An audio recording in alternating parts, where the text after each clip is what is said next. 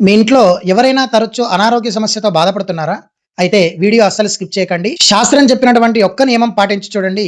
మీకెటువంటి అనారోగ్య సమస్యలు మీ దరి చేరకుండా ఉంటాయి. చాలామంది ఆరోగ్య సమస్య రాగానే భయపడిపోయి ఎన్నో హాస్పిటల్‌కి తిరుగుతూ ఉంటారు. అయినా కూడా వాళ్ళకి ఆ రోగం తగ్గదు. ముఖ్యంగా కొంతమంది అయితే దగ్గరలో గుడి కనబడితే వారి పేరు మీద అర్చన చేయించడం, వారి పేరు మీద జపాలు చేయించడం, వారి పేరు మీద హోమం చేయిస్తూ ఉంటారు. అలా ఎన్ని చేయించినా కూడా కొంతమందికి మాత్రం ఎన్ని ప్రయత్నాలు చేసినా ఆరోగ్యం మాత్రం కుదుటపడదు.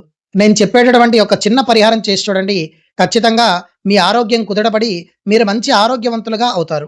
అదే అత్యంత శక్తివంతమైనటువంటి మంత్రం మహామృత్యుంజయ మంత్రం. ఈ మహామృత్యుంజయ మంత్రాన్ని ప్రతిరోజు స్నానం చేసిన తర్వాత మీ పూజా గది దగ్గర ఒక 5 నిమిషాలు కూర్చొని 11 లేదా 21 మార్లు ఈ యొక్క మంత్రాన్ని ప్రతిరోజు జపం చేయడమే.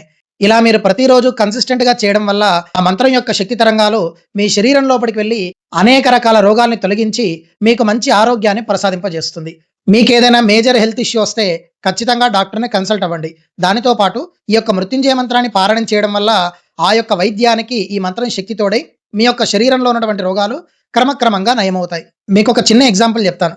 ఎవరైనా ప్రాణాపాయ స్థితిలో ఉన్నప్పుడు డాక్టర్లు ఇక వీళ్ళు బ్రతకడం కష్టం, ఇక కొన్ని డేసే అని చెప్పినప్పుడు వెంటనే చేసే పనేమిటి?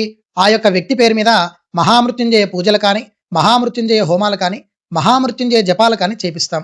ఇంకొక హైలైట్ విషయం ఏంటంటే పెద్ద పెద్ద డాక్టర్లు కూడా చాలా క్రిటికల్ స్టేజ్‌లో ఉన్నప్పుడు ఆపరేషన్ చేస్తుంటే మహామృత్యుంజయ మంత్రాన్ని చదివి ఆపరేషన్ చేస్తారు. అలా చేయడం వల్ల ఆ యొక్క వ్యక్తికి ఎటువంటి ప్రాణహాని లేకుండా ఉంటుందని వాళ్ళ యొక్క నమ్మకం. మరి మీలో ఎంతమందికి మహామృత్యుంజయ మంత్రం వచ్చు? కామెంట్ చేయండి. ఎన్ని ప్రయత్నాలు, ఎన్ని ఇంటర్వ్యూలకెళ్ళినా కూడా చాలా మందికి ఉద్యోగం రావట్లేదు.